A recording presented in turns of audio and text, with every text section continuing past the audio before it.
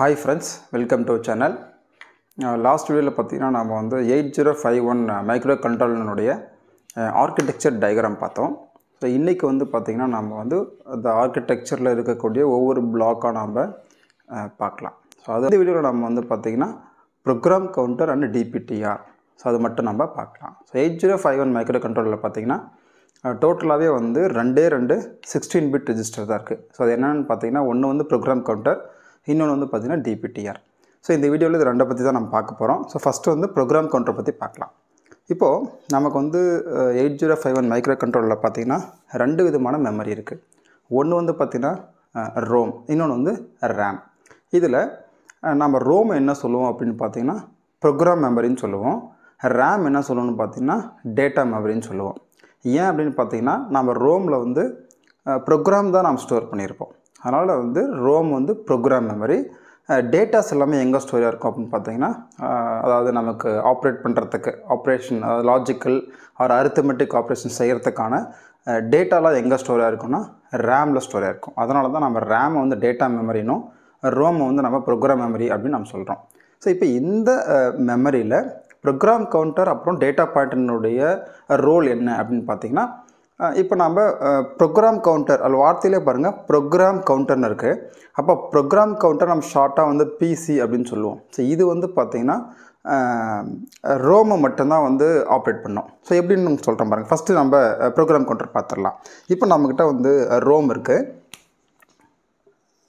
So இது வந்து Rome மெமரின்னு வச்சுக்கோங்க. இது வந்து நமக்கு இன்பில்ட்டாகவும் இருக்கலாம் அல்லது எக்ஸ்டர்னலாகவும் நம்ம கனெக்ட் பண்ணியிருக்கலாம். ஸோ இப்போ இந்த ரோமில் தான் நம்ம என்ன பண்ண போகிறோம்னா நம்மளுடைய ப்ரோக்ராமை ஸ்டோர் பண்ணியிருக்கோம். ஸோ ப்ரோக்ராம் எப்படி ஸ்டோர் பண்ணியிருக்கோம்? ஸோ ப்ரோக்ராம் வந்து நாம் இன்ஸ்ட்ரக்ஷனாக ஸ்டோர் பண்ணாமல் ஆப்கோடாக ஸ்டோர் பண்ணியிருக்கோம். இப்போ ஒரு இன்ஸ்ட்ரக்ஷன் இருக்குது. ஃபார் எக்ஸாம்பிள் வந்து மூவ் ஏ கமா பி அப்படின்னு ஒரு இன்ஸ்ட்ரக்ஷன் இருக்குன்னா நம்ம இந்த இன்ஸ்ட்ரக்ஷன் இந்த நிமோனிக்ஸாக நம்ம உள்ள ரோமில் ஸ்டோர் பண்ணியிருக்க மாட்டோம். இதுக்கு ஈக்குவலண்ட்டான ஆப்கோடு இருக்கும். ஆப்ரேஷன் கோடுன்னு சொல்லுவோம். இந்த ஆப்கோடு வந்து பார்த்திங்கன்னா 8 அதாவது ஒரு பைட்டில் இருக்கும், 8 பிட்ஸில் இருக்கும். ஸோ அதுதான் வந்து பைட்டில் இருக்கும். 1 பைட் மேபி 2 பைட் 1 பைட்டாக இருக்கலாம், அல்லது 2 பைட்டாக இருக்கலாம், அல்லது 3 பைட்டாக இருக்கலாம். So depends on the instruction. 1 byte 2 bytes or 3 byte instruction depends on the instruction. So அந்த ஆப்கோடு எப்படி இருக்குன்னு பார்த்தீங்கன்னா ஸோ ஆக்சுவலாக ஆப்கோடு வந்து 8 பிட்ஸ் தான், 1 பைட்டில் தான் இருக்கும். ஆனால் ஒரு இன்ஸ்ட்ரக்ஷன் வந்து பார்த்திங்கன்னா சிங்கிள் பைட் இன்ஸ்ட்ரக்ஷனாக இருக்கலாம், அல்லது வந்து 2 பைட் இன்ஸ்ட்ரக்ஷனாக இருக்கலாம், அல்லது 3 பைட் இன்ஸ்ட்ரக்ஷனாக இருக்கலாம். ஸோ 1 பைட் இன்ஸ்ட்ரக்ஷன்னா உங்களுக்கு வந்து ஒரே ஒரு பைட் 8 பிட்டில் தான் இருக்கும். இதுவே இன்ஸ்ட்ரக்ஷன் வந்து 2 பைட் இன்ஸ்ட்ரக்ஷன்னா உங்களுக்கு வந்து ஆப்கோடு வந்து 2 பைட்டில் இருக்கும், 2 பைட்ஸில் உங்களுக்கு இருக்கும். 3 பைட் இன்ஸ்ட்ரக்ஷன் அப்படின்னா 3 பைட்ஸில் வந்து நமக்கு வந்து ஆப்கோடு வந்து இருக்கும். ஸோ இப்படி தான் வந்து பார்த்திங்கன்னா நாம் வந்து ப்ரோக்ராமை ரோமில் ஸ்டோர் பண்ணுவோம். ஸோ நம்ம எக்ஸ்பெரிமெண்ட் செய்யும் போது நமக்கு தெரியும் ரோமில் வந்து நம்ம ஆப்கோடு தான் என்டர் பண்ணுவோம். அப்போ ரோமில் வந்து உங்களுக்கு ஆப்கோடு தான் சேவ் ஆகும், இன்ஸ்ட்ரக்ஷன் சேவ் ஆகாது. இன்ஸ்ட்ரக்ஷன் மேபி நீங்கள் வந்து என்டர் பண்ணுறது இன்ஸ்ட்ரக்ஷனை என்டர் பண்ணலாம், பட் அது ஆப்கோட கன்வெர்ட் ஆகி தான் என்ன ஆகும்னா ரோமில் ஸ்டோர் ஆகும். அப்போது ரோமில் ப்ரோக்ராம் நான் வந்து இங்கே நம்ம வந்து ப்ரோக்ராம் ஸ்டோர் ஆகிருக்குன்னு எடுத்துப்போம். ஸோ அப்போது ரோமில் வந்து ப்ரோக்ராம் வந்து இங்கே நாம் என்டர் பண்ணியிருக்கோம். ஸோ இதெல்லாம் வந்து ப்ரோக்ராம்ஸ். ஸோ இதெல்லாம் பார்த்திங்கன்னா ப்ரோக்ராம் இன்ஸ்ட்ரக்ஷன், ப்ரோக்ராம் இன்ஸ்ட்ரக்ஷன்ஸ். அப்போது இந்த ப்ரோக்ராம் இன்ஸ்ட்ரக்ஷனை பாயிண்ட் பண்ணிகிட்டு இருக்கக்கூடிய ஒரு ரிஜிஸ்டருக்கு போய் தான் என்னென்னு பார்த்தீங்கன்னா ப்ரோக்ராம் கவுண்டர். ஸோ இது வந்து ஒரு ஃபுல் 16 பிட் ரெஜிஸ்டராகவே இருக்குது. உங்களுக்கு செப்பரேட்டாக 8 பிட்டாலாம் கிடையாது. ஃபுல் 16 பிட் ரெஜிஸ்டராகவே இந்த ப்ரோக்ராம் கவுண்டர் இருக்குது. அப்போ ப்ரோக்ராம் கவுண்டரில் என்ன மெமரி இருக்கும், என்ன மெமரி அட்ரஸ் இருக்கும் அப்படின்னு பார்த்தீங்கன்னா நம்மளுடைய ப்ரோக்ராம் இன்ஸ்ட்ரக்ஷன் ஸ்டோர் ஆகிருக்கக்கூடிய மெமரி லொக்கேஷன் இதில் ஸ்டோர் ஆகிருக்கும் இந்த ப்ரோக்ராம் கவுண்டரில். ஸோ எப்படி எக்ஸாக்டாக சொல்லணும், எப்படி சொல்லணும்னு பார்த்தீங்கன்னா இந்த ப்ரோக்ராம் கவுண்டரை வந்து நம்மளுடைய ப்ரோக்ராம் ஸ்டோர் ஆகக்கூடிய மெமரி லொக்கேஷனை பாயிண்ட் பண்ணிகிட்டு இருக்குன்னு அர்த்தம் அதுக்கு மீனிங். ஸோ இது வந்து ஒரு பாயிண்டர் ஆக்சுவலாக. அதுதான் வந்து பார்த்திங்கன்னா which holds the address of அதாவது மெமரி லொக்கேஷன் ஆஃப் ப்ரோக்ராம் எந்த இடத்துல ஸ்டோராக இருக்கோ அதனுடைய அட்ரஸை இந்த ப்ரோக்ராம் கவுண்டர் வச்சுருக்கோம். ஸோ அதுதான் உங்களுக்கு ஃபஸ்ட் பாயிண்ட்டாக போட்டிருக்கேன் பாருங்கள். Program instructions are fetched from the location in memory. So இங்கேருந்து தான் என்ன ஆகுதுன்னா மைக்ரோ கண்ட்ரோலர் ஃபெச் பண்ணுது, வாங்கிக்குது. மெமரியிலேருந்து தான் நமக்கு என்ன பண்ணுதுன்னா மைக்ரோ கண்ட்ரோலர் ப்ரோக்ராம் இன்ஸ்ட்ரக்ஷனை வாங்கிக்குது. அதான் ஃபெச்டு நாம் சொல்கிறோம். ஸோ 3 வேலை நடக்கும். ஸோ ஒன்று வந்து instruction fetching, decoding and execution நடக்கும். ஃபஸ்ட்டு எடுத்தோடனே மைக்ரோ கண்ட்ரோலர் இன்ஸ்ட்ரக்ஷனை வாங்கிக்கணும், ப்ரோக்ராம் இன்ஸ்ட்ரக்ஷனை வாங்கணும். அதுதான் ஃபெச்சுன்னு நாம் சொல்கிறோம். அப்போ எங்கேருந்து வாங்குதுன்னு பார்த்தீங்கன்னா ரோமில் மெமரி லொக்கேஷன்ஸ் இருக்கும், அதுலேருந்து தான் வாங்குது. அப்போ அந்த மெமரி லொக்கேஷனுடைய அட்ரஸை வந்து பாயிண்ட் பண்ணிட்டு இருக்கிறது தான் பார்த்தீங்கன்னா ப்ரோக்ராம் கவுண்டர். ஸோ அதான் ஃபஸ்ட் பாயிண்ட் போட்டிருக்கேன். Program instructions are fetched from the location in memory are addressed by program counter. So உங்களுக்கு தெளிவாக புரிஞ்சிருக்குன்னு நினைக்கிறேன். ஸோ அப்போ ப்ரோக்ராம் கவுண்டர் தான் உங்களுக்கு வந்து அந்த ப்ரோக்ராமை வந்து சீக்வன்ஸ் பண்ணுறதே அதுதான், sequencing the execution of instruction நம்ம சொல்கிறோம். அதுதான் உங்களுக்கு இங்கே போட்டிருக்கேன். இப்போது இந்த ரோம் எப்படி இருக்கலாம்னா இன்டர்னலாகவும் இருக்கலாம் அல்லது எக்ஸ்டர்னல் ரோமாகவும் இருக்கலாம். ஸோ இன்பில்ட்டாக நமக்கு வந்து என்ன இருக்குது, இன்பில்ட்டாக வந்து 8051 மைக்ரோ கண்ட்ரோலரில் நமக்கு 4 கிலோபைட்ஸ் ஆஃப் ரோம் இருக்குது. So ROM maybe internal or external. So இப்போ பாருங்கள், ஃபஸ்ட்டு நான் வந்து இன்டர்னல் ரோம் பற்றி சொல்கிறேன், அதாவது on chip ROM. So 8051 micro கண்ட்ரோலர்லேயே நமக்கு வந்து இன்டர்னல் ரோம் இருக்குது, ஆர்கிடெக்சர்லேயே நமக்கு இருக்குது இன்டர்னல் ரோம். இன்டர்னல் ரோம் எவ்வளோன்னு பார்த்தீங்கன்னா 4 கிலோபைட்ஸ் ஆஃப் இன்டர்னல் ரோம் இருக்குது. ஸோ 4 KB நமக்கு வந்து ஆர்கிடெக்சரில் இருக்குது.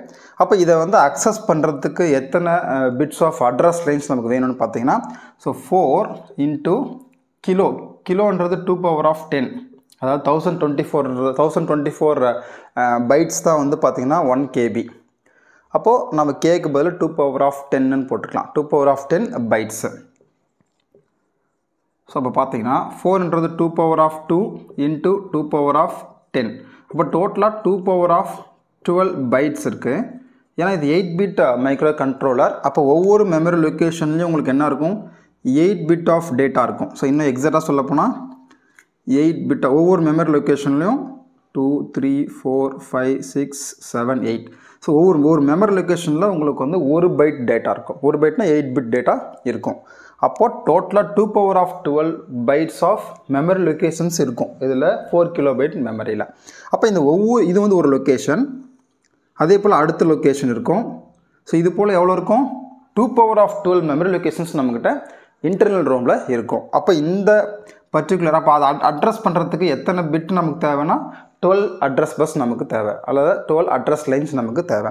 அந்த 12 அட்ரஸ் லைன்ஸ் எப்படி சொல்கிறோன்னா, ஃபஸ்ட்டு மெமரி லொக்கேஷன், அதாவது 0th மெமரி லொக்கேஷன்னா பாருங்கள் 1, 2, 3, 4, 5, 6, 7, 8, 9, 10, 11, 12. ஸோ இந்த மெமரி லொக்கேஷனில் பைனரியில் நாம் சொல்லும் போது 12 0 நமக்கு வரணும். பட் நம்மக்கிட்ட அட்ரஸ் லைன்ஸ் எத்தனை இருக்குது, 8051 மைக்ரோ கண்ட்ரோலரில் 16 அட்ரஸ் லைன்ஸ் இருக்குது. அப்போ 16 0. அப்போ முன்னாடி அதாவது இன்னொரு 4 0 நமக்கு வரும், 1, 2, 3, 4. ஸோ இது மட்டும் உங்களுக்கு வேறு கலரில் போட்டிருக்கேன், ஏன்னு சொல்கிறேன், ஏன்னா இந்த இன்டர்னல் ரோம் அக்சஸ் பண்ணுறதுக்கு நமக்கு வந்து இந்த 12 அட்ரஸ் லைன்ஸ் போதும். மீதி இருக்கிற 4 ஆல்வேஸ் 0வாகவே தான் இருக்கும், ஆல்வேஸ் என்னவாக இருக்கும், 0வாகவே தான் இருக்கும். ஸோ இப்போ இதை நம்ம பைனரியில் போட்டிருக்கோம், இது பைனரியில் இருக்குது. இது நம்ம அப்படியே ஹெக்ஸாடெசிமலில் கன்வெர்ட் பண்ணும்போது 4 பைனரி பிட்ஸாக நம்ம செப்பரேட் பண்ணிப்போம். அப்போ இது ஒரு 4 0, அதனுடைய ஈக்குவலண்ட் பைனரி ஈக்குவலண்ட் டெசிமல் நம்ம எழுதணும். அப்போ இந்த 4 பிட்டுக்கு 0, அடுத்த 4 பிட்டுக்கு 0, அடுத்த 4 பிட்டுக்கு 0. ஏற்கனவே இங்கே ப்ளூ கலரில் ஒரு 0 போட்டிருக்கேன், ப்ளூ கலரில் 4 0 போட்டிருக்கேன். அப்போ இந்த மெமரி லொக்கேஷனுடைய ஹெக்ஸாடெசிமல் என்னவாக இருக்கும், 00000Hன்னு இருக்கும். ஸோ இது வந்து பார்த்திங்கன்னா 0th மெமரி லொக்கேஷன். ஸோ நம்ம வந்து ரோம் மெமரி ஆர்கிடெக்சர் பார்க்கும்போது தெளிவாக புரியும். ஸோ இப்போதைக்கு ஜஸ்ட் ஷார்ட்டாக புரிஞ்சுக்கிறதுக்காக. அப்போ இது என்னவாக இருக்கும், 0001Hஆக இருக்கும். அடுத்தது 0002Hஆக இருக்கும். ஸோ இந்த மாதிரி மெமரி லொக்கேஷனுடைய அட்ரஸ், இது மெமரி லொக்கேஷனுடைய அட்ரஸ் இந்த மாதிரி இன்க்ரீஸ் ஆகிட்டே போகும் அப் டு எது வரைக்கும் 2^12 வரைக்கும். அப்போ ஃபைனலாக இங்கே என்ன இருக்குன்னு பார்த்தீங்கன்னா எல்லாமே ஒன்றா இருக்கும், அதாவது 12 ஒன்ஸ் இருக்கும், 1, 2, 3, 4, 5, 6, 7, 8, 9, 10, 11, 12. அது இல்லாமல் நமக்கு வந்து இந்த ஏற்கனவே 0 இருக்கும். ஸோ நம்ம இந்த 4 பிட்ஸை நம்ம யூஸ் பண்ண மாட்டோம். ஏன்னு பார்த்தீங்கன்னா நம்ம 2^12 தான் நமக்கு இந்த 4 கிலோபைட் ரோமை வந்து அக்சஸ் பண்ணுறதுக்கு 12 அட்ரஸ் பஸ் போதும். ஸோ மீதி இருக்கக்கூடிய 4 பிட் வந்து ஆல்வேஸ் 0வாக தான் இருக்கும். அதனால் இங்கேயும் ஆல்வேஸ் 0 தான் இது. அப்போது இந்த ஃபைனல் அதாவது 000Hலேருந்து மேக்ஸிமம் மெமரி அட்ரஸ் என்னவாக இருக்கும் 4 கிலோபைட்டில் பார்த்தீங்கன்னா 0FFF H, இது ஹெக்ஸாடெசிமல், இது பைனரி, இது ஹெக்ஸாடெசிமல். அப்போது நம்மளுடைய இன்டர்னல் ரோமனுடைய அட்ரஸ் ஸ்பேஸ் எவ்வளோ இருக்குன்னு பார்த்தீங்கன்னா இந்த இன்டர்னல் ரோமுக்கு வந்து பார்த்தீங்கன்னா 0000 0FFFH வரை இருக்கும்.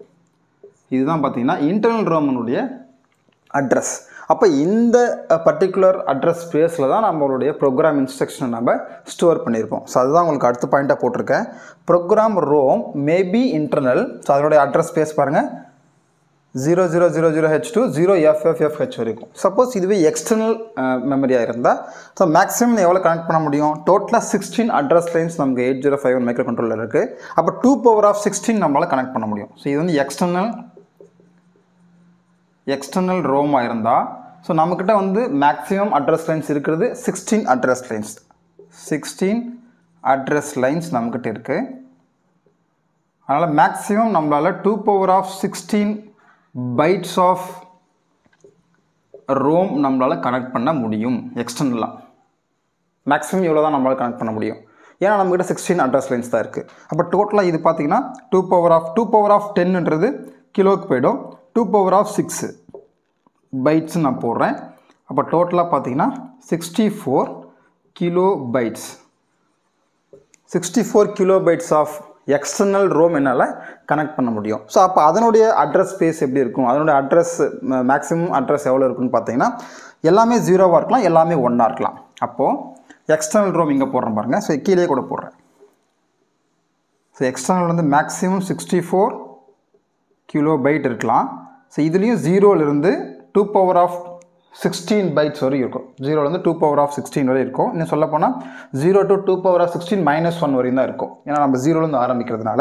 அப்போ இந்த லொக்கேஷன் வந்து 0000H இருக்கும். அதே போல் மேக்ஸிமம் வந்து FFFF இருக்கும். இது ஹெக்ஸாடெசிமல் நான் போட்டிருக்கேன். ஸோ இதுதான் வந்து அட்ரஸ் ஸ்பேஸ் ஃபார் எக்ஸ்டர்னல். இது வந்து எக்ஸ்டர்னல் ரோம். அப்போது ப்ரோக்ராம் உங்களுக்கு வந்து இன்டர்னல் ரோம்லையும் ஸ்டோர் ஆகிருக்கலாம் அல்லது எக்ஸ்டர்னல் ரோம்லையும் ஸ்டோர் ஆகிருக்கலாம். அப்போது நம்மளுடைய ப்ரோக்ராம் கவுண்டர் சப்போஸ் நம்மளுடைய ப்ரோக்ராம் வந்து இன்டர்னல் ரோமில் வந்து ஸ்டோர் ஆகிருந்தால் அப்போ அது எதை வந்து அட்ரஸ் பண்ணியிருக்கோம் அப்படின்னு பார்த்தீங்கன்னா அதனுடைய மெமரி லொக்கேஷன் நீங்கள் கொடுத்துருக்கோம். 000Hலேருந்து 0FFFH வரைக்கும் பாயிண்ட் பண்ணிட்டுருக்கோம். இதுவே எக்ஸ்டர்னல் ரோமை நம்ம யூஸ் பண்ணோம்னா ப்ரோக்ராம் இன்ஸ்ட்ரக்ஷன்ஸ் வந்து ஸ்டோர் பண்ணுறதுக்கு நம்மளுடைய ப்ரோக்ராம் ஸ்டோர் பண்ணுறதுக்கு எக்ஸ்டர்னல் ரோமை யூஸ் பண்ணியிருந்தோம்னா அதனுடைய அட்ரஸ் ஸ்பேஸ் வந்து பார்த்திங்கன்னா 000H2 FFFH வரையும் நம்ம யூஸ் பண்ணியிருக்கோம். இது வந்து நம்ம ரெண்டுமே கூட யூஸ் பண்ணலாம். அப்போ ரெண்டுமே யூஸ் பண்ணும் போது இது இன்டர்னலாகவும் இதுக்கு மேலே இருக்கக்கூடியது அதாவது 0FFF அதுக்கு மேலே இருக்கக்கூடிய அட்ரஸ் ஸ்பேஸ் எக்ஸ்டர்னலாகவும் நம்ம யூஸ் பண்ணிக்க முடியும். வெறும் எக்ஸ்டர்னல் மட்டும் யூஸ் பண்ணுறோன்னா ஸோ இந்த அட்ரஸ் ஸ்பேஸை நம்ம யூஸ் பண்ணிக்கலாம்.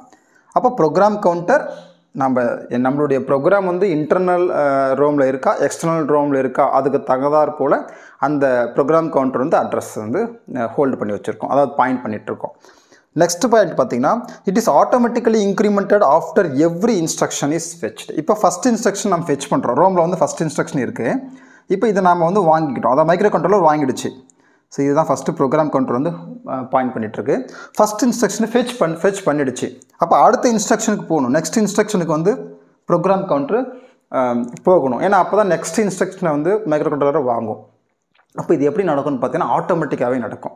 ஆட்டோமேட்டிக்காகவே என்ன ஆகிடும், அது இன்க்ரிமெண்ட் ஆகிடும். ஒன்ஸ் வந்து ஃபஸ்ட் இன்ஸ்ட்ரக்ஷன் ஃபெச்சிங் நடந்துருச்சுன்னா நெக்ஸ்ட் இன்ஸ்ட்ரக்ஷனுக்கு வந்து ஆட்டோமேட்டிக்காகவே ப்ரோக்ராம் கவுண்டர் இன்க்ரிமெண்ட் ஆகிடும். அதுவும் எப்படி இன்க்ரிமெண்ட் ஆகும்னு பார்த்தீங்கன்னா இந்த இன்ஸ்ட்ரக்ஷன் வந்து 1 பைட் இன்ஸ்ட்ரக்ஷனாக ஒரு முறை இன்க்ரிமெண்ட் ஆகும்.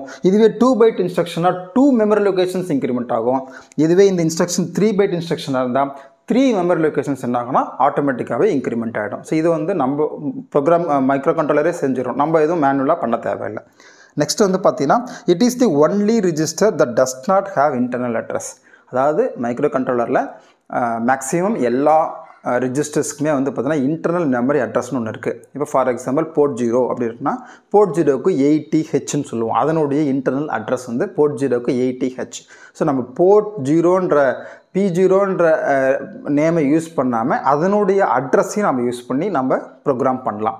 அந்த மாதிரி இந்த ப்ரோக்ராம் கவுண்டருக்கு ஒரு இன்டர்னல் அட்ரஸ்ன்றது ஒன்று கிடையவே கிடையாது. 8051லேயே வந்து இன்டர்னல் அட்ரஸ் இல்லாத ஒரே ரெஜிஸ்டர் இந்த ப்ரோக்ராம் கவுண்டர் மட்டும் தான். இதெல்லாம் காம்படிட்டிவ் பாயிண்ட் ஆஃப் எக்ஸாமுக்கு நீங்கள் ஞாபகம் வச்சுக்கோங்க. ஸோ இதுதான் பார்த்தீங்கன்னா ப்ரோக்ராம் கவுண்டர். இப்போ நம்ம டேட்டா பாயிண்ட்டை பற்றி பார்க்கலாம். ஸோ ப்ரோக்ராம் கவுண்டர் உங்களுக்கு புரிஞ்சுட்டு நினைக்கிறேன். இப்போ டேட்டா பாயிண்ட்டை பற்றி பார்க்கலாம். டிபிடிஆர்ன்றது என்னென்னு பார்த்தீங்கன்னா டேட்டா பாயிண்டர். ப்ரோக்ராம் கவுண்டர் வந்து பார்த்தீங்கன்னா ரோமோவை தான் பாயிண்ட் பண்ணிட்டு இருந்தது. அப்போ டேட்டா பாயிண்டர் என்ன பாயிண்ட் பண்ணிட்டு இருக்குன்னு பார்த்தீங்கன்னா ரேம் மெமரியை பாயிண்ட் பண்ணிட்டு இருக்கோம். ஏன்னா அதுக்கு பேரே வந்து பார்த்தீங்கன்னா டேட்டா பாயிண்டர். ஸோ அப்போ டேட்டா மெமரியை பாயிண்ட் பண்ணிட்டு இருக்கிறது டேட்டா பாயிண்டர். அப்போ டேட்டா மெமரின்றது என்ன? RAM. So random access memory தான் இங்கே நம்ம டேட்டா எங்கே ஸ்டோர் இருக்குன்னா ரேண்டம் ஆக்சஸ் மெமரியில் தான் இருக்குது. அதனால் இந்த டிபிடிஆர் என்ன, இப்போ ஃபார் எக்ஸாம்பிள் இங்கே ஒரு ரேம் இருக்குன்னு வச்சுக்கோங்க. ஸோ இங்கேயும் RAM maybe internal or external. So இது வந்து இன்டர்னலாகவும் இருக்கலாம், இன்டர்னல் ஆர் எக்ஸ்டர்னல் ரேம். அப்போது இந்த ரேம் பாயிண்ட் பண்ணிட்டு இருக்கக்கூடிய, ஸோ இங்கே டேட்டா இருக்கும். ஸோ இந்த டேட்டாவை பாயிண்ட் பண்ணிட்டு இருக்கிறது தான் என்னென்னு பார்த்தீங்கன்னா டிபிடிஆர். ஸோ இதுதான் டேட்டா பாயிண்டர். அப்போ டேட்டா பாயிண்டர் அப்படின்றது வந்து நம்ம ரேம் ஞாபகம் வரணும். இதுவே ப்ரோக்ராம் கவுண்டர்னால் நமக்கு ரோம் ஞாபகம் வரணும். ஸோ அதனால தான் இந்த ரேமை வந்து டேட்டா மெமரின்னு சொல்கிறோம், ரோமை வந்து நம்ம ப்ரோக்ராம் மெமரின்னு நம்ம சொல்கிறோம். ஸோ அப்போ டேட்டா பாயிண்டர்ன்றது உங்களுக்கு ரேமை பாயிண்ட் பண்ணிகிட்ருக்கோம்.